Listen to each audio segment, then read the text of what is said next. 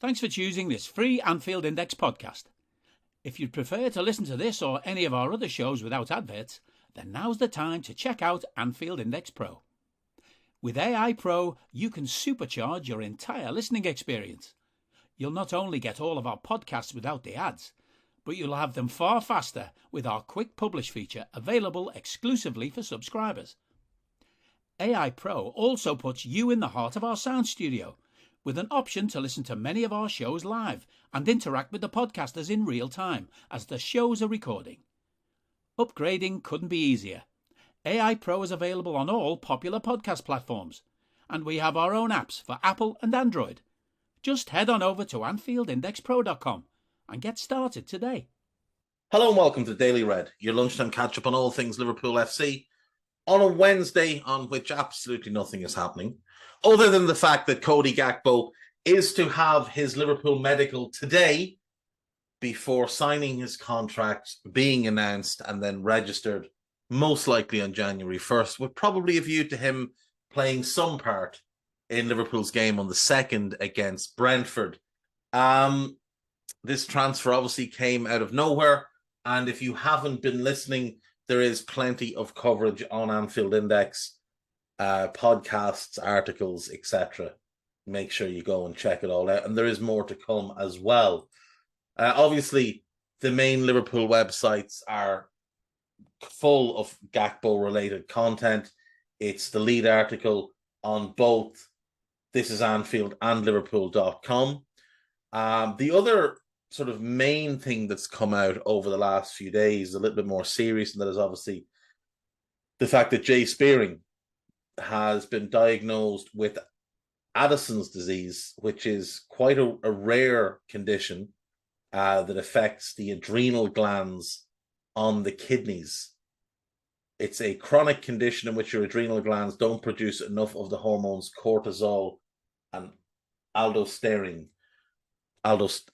Aldosterone, you know me with words. It doesn't sound particularly fun, and obviously it's quite serious. So hopefully Jay can make a full recovery, and this is not going to be something that ends his coaching career or worse.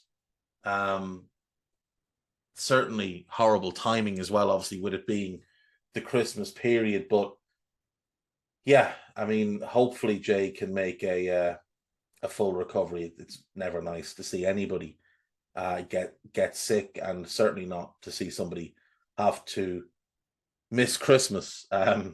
His first Christmas off in 17 years, and he spent it in the hospital, which is less than ideal. So hopefully he makes a full recovery, or as much of a full recovery as is possible. I'm not very clued in on what this condition entails, whether it is something that can be treated and cured, or whether it's something he's going to have to live with. Yeah, I mean, Liverpool beat Villa on St. Stephen's Day, or Boxing Day for the heathens. That was fun.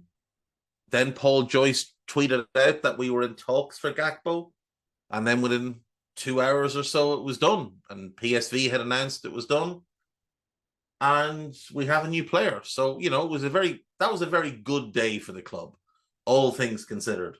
A very, very promising day, and hopefully more to come. Now, David Lynch has just decided to piss on everybody's party and said that we won't be signing Enzo Fernandez in January. Now, the thing is, there's really, really, really good, reliable journalists from Argentina who are convinced that it is us he is going to, that we are willing to pay the money to get him. May well be the case that it's one we want to do in the summer, once we've secured top 4 football again. There's a lot of talk, obviously, around Enzo right now. I wouldn't put any real faith in any of it, especially the links to other clubs. We've seen a lot of mention of Manchester United. Manchester United have no money to spend. None. They spent all of their money in the summer when they spent, 200 million on a garden gnome and a music box ballerina. So there's no money there to spend. It's one of the reasons the club are for sale. It's so that the Glazers don't have to spend money in January. If you want proof that the Glazers, that United don't have any money, the Glazers didn't take any dividends out of the club at the end of the year because the money wasn't there for them to take those dividends out. United can't afford Enzo Fernandez. It's also part of the reason we got Cody Gakpo. United can't afford him.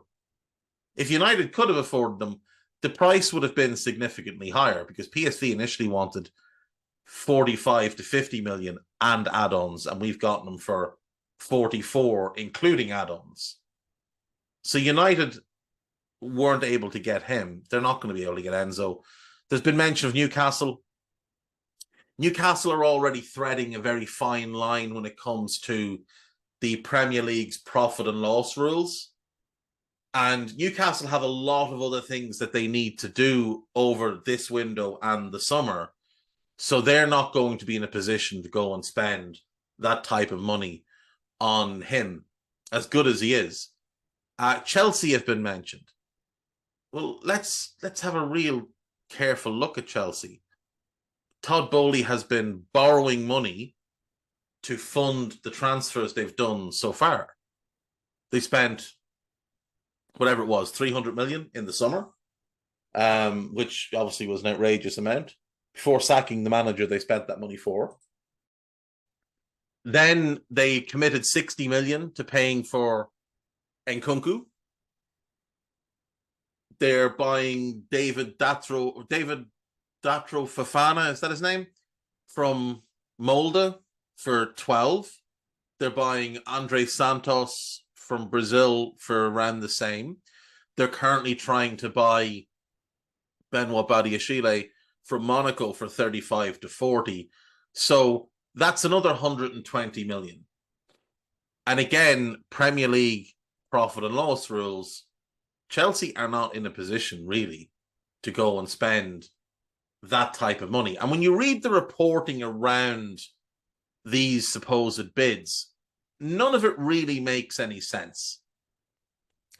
This idea that George Mendes arrived with the bids, they're not presents. They're not physical things. They might be a fax or an email, but then there was talk that Chelsea flew to Lisbon to present a bid. They're not tendering for the rights to redecorate the home dressing room. Nobody flies anywhere to present anything. It's nonsense. Absolute nonsense. Most transfers are conducted now without either sporting director ever leaving their office. So this idea that Todd Boehly and co are flying all around Europe presenting bullshit. It's just bullshit. So no, don't pay any attention to most of it. If I had to bet, I would bet he stays until the summer. He seems to want to stay. They're going for the league title. They're obviously still in the Champions League. I think he'll want to stay till the summer. Duncan Castle's always a spoofer. Wrote some nonsense about how teams are willing to pay over his release clause to get him now. It's not how it works. It's just not how it works at all. And also, release clauses aren't buyout clauses. So it's not like a thing that they transfer the money to him. It's just, it's all spoofing. It's all spoofing. Also, just to point out two specific names. One of them, actually, let me just pull this up.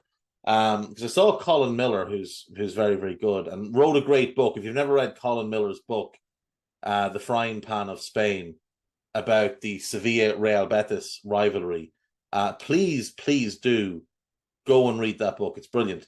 Yeah, so Pedro Almeida, you'll know Pedro Almeida from Twitter. He's not a real person. He just isn't. And if you take his profile picture and stick it into Google and do a reverse image search, that picture belongs to somebody by the name of Marco Corradi, or Corradone 91, who is an Italian journalist / reporter, the co-founder of an Inter Milan fan site. So not so much a journalist as, fan media. That's who that picture is. That's who it belongs to. If you look up Pedro Almeida or you look up Ekram Koner, who is another one of these transfer experts, look them up and try and find anything they've ever written. Try and find any proof they've ever existed other than Twitter profiles and Instagram profiles. These are not real people. So when they're giving you your updates on any transfer, just block them because it's utter tripe. I've lost my train of thought here. Oh, yeah, Enzo. I think he stays until the summer. I do think we will buy a midfielder. I do. And I think that midfielder might come from Brighton. I think we'll go back for Caicedo. If you think about it, the two midfielders we wanted were Tchouaméni and Jude. And I think Caicedo's the next best thing to Tchouaméni. He's a different type of midfielder, but from a defensive point of view, he's a similar type of level. I actually think he might be a better defensive midfielder than Tchouaméni. He's not as good on the ball, and he might not be as good an all-round player, but from a defensive point of view, I think Moises Caicedo is exactly what we're lacking. And I've said it before, the two I'd buy would be Moises and Enzo, because they fill all the needs for us. You can play them as a double pivot. You can play them as eights with a six. You can play them as an 8 and a 6 with another 8. So if you had those two plus Fabinho and Thiago, you could play Enzo, Moises, and Thiago. You could play Enzo, Fabinho, and Moises. You could play Moises and Fabinho with Thiago. You'd have plenty of different options to use. I understand the club are obsessed with Jude, and Jurgen in particular is obsessed with Jude. And obviously Jude's ridiculously talented, but Enzo's a better player than Jude. Now, in 3-4 years, maybe that's different, but in 3-4 years, Mo will be gone, Thiago will be gone, Virgil could be gone, Ali could be gone.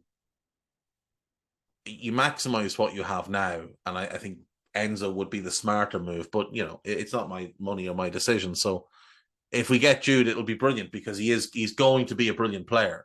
He is genuinely going to be a brilliant player. But Enzo's a brilliant player now. And if the fees are the same or Enzo's a little bit cheaper, I don't know how you go the other way. But we'll see what happens. I do think we'll add a midfielder in this window. It may be that Caicedo's too expensive for us. Maybe Tony Bloom holds out for a higher fee. I certainly don't think he'll get the 70 or 80 million that's been rumoured. I don't think that's the fee. But he might look for 60. I assume we'd like to pay around 50-ish. Which is frustrating when you think we could have had him for 3 million when he moved to Brighton. If not him, Manu Kone is an option. Kefren Turam's an option. Manuel Ugarte's an option. There's plenty of good young midfielders out there that we could make a move for and get. I have seen some people suggest that we can't sign another foreign player because we are at the 17-player limit for non-homegrown. We have ways to work around that. We could cancel the loan of Arthur Melo. We could release Adrian or just not register him, just because he's not going to play anyway because Queven Keller has the backup. And I think Harvey Davies is probably ready to be third choice. So you could just not register Adrian for the remainder of the season. Just tell him, look, you're just a training goalkeeper. That's what you signed on to be. That's what you're going to be. So you could do that. That would clear up one spot.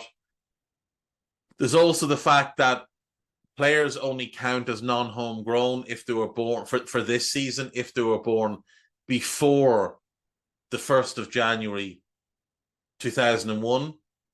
Well, Enzo, Moises Caicedo, Manu Kone, and Ugarte were all definitely born after the 1st of January, so they wouldn't count as non-homegrown. They'd count as kind of under 21 players, similar to Ozan Kabak, I think 2 years ago, didn't count as a non-homegrown player because he counted as an under-21 player. Kefren Turan would also not count because he would be an under-21 player. So yeah, we don't have to worry about that. There's ways and means to work around those rules. This is Anfield. They've got, like I said, a lot of stuff on Gakpo. They've got a lot of stuff on the Villa game, so do check those out. On Liverpool.com, again, a lot of stuff on Gakpo, the friendship with Virgil. There's, for some reason, a piece that wants to say that this is our revenge for United taking Jadon Sancho. There's a Media Digest piece we'll have a look at. Right, hang on. Cody Gakpo concern. Steve Nichols says he's unconvinced about Cody Gakpo. Well, you know, that probably means he'll be really good. New midfield name emerges, and that new name is Alexis McAllister. You wouldn't be overly upset about signing Alexis. He's a very, very good player. So yeah, this is what I'm talking about. Liverpool have agreed to pay the release clause of Enzo Fernandez, according to Portuguese journalist Pedro Almeida. He's not a Portuguese journalist. He's not a journalist, and he may not exist. He certainly doesn't exist outside of Twitter. He may well have, just be a figment of somebody's imagination. What was that? What was that fella? Duncan something. Duncan Jenkins? Is that his name? The guy on Twitter that caused the big kerfuffle when Jen Chang told him he might get shit pushed through his door. Was that Duncan Jenkins? Am I remembering that name right? I think that's what this is. This guy's a Duncan Jenkins type. He's a figment of somebody's imagination. And I'm not believing any of the stuff regarding any of these moves, to be honest, because who do you trust? None of the main journalists, not Joyce or Ornstein, had anything about Gakpo until the deal was done. And credit to Moby Hawk, who sent me a DM on Friday saying that we'd made a move. And Grizz, to his credit, sent me a DM on Saturday saying the exact same thing. We've made a move for Gakpo. Let's see if it pays off. That's it. They knew, or they had an inkling. They'd heard something. But the journalists didn't have a peep. And I know for a fact that one of the better connected journalists at Liverpool, formerly of the Echo, not Jimbo, didn't know about it until half an hour before the deal was announced. So,